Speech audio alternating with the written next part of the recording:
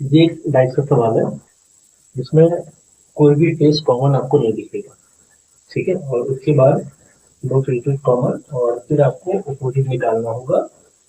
जैसे यहाँ पे अपोजिट ऑफ टू निकालना है और यहाँ पे अपोजिट ऑफ फाइव निकालना है। तो ऐसे सिचुएशन में ऐसे क्वेश्चन के दो तरीके होते हैं। पहला तरीका ये है कि अगर if it is a standardize, अगर ये एक मानक भाषा होगा या स्टैंडर्डाइज होगा। जैसे भी चेक करते हैं सबसे पहले स्टैंडर्डाइज है या नहीं है।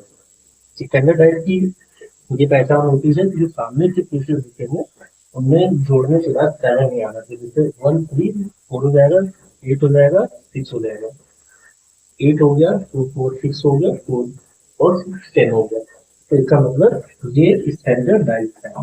अगर स्टैंडर्डाइज है तो जिसका भी आपको अपोजिट निकालना है, चाहे फिर से आपको सब्ट्रैक्ट कर देना होगा।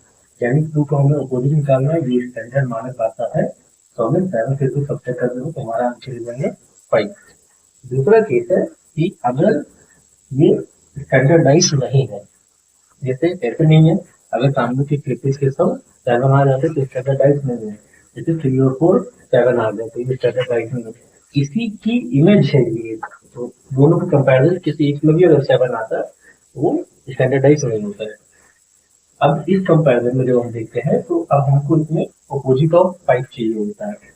तो इस कंडीशन में जब वो स्टैंडर्डाइज होता है और कोई भी फेस कॉमन नहीं होता है तो हमारे पास कैसे मिलता है, ये सामने वाली इसकी इमेज होती है। ठीक है, ये इसकी इमेज हो गई।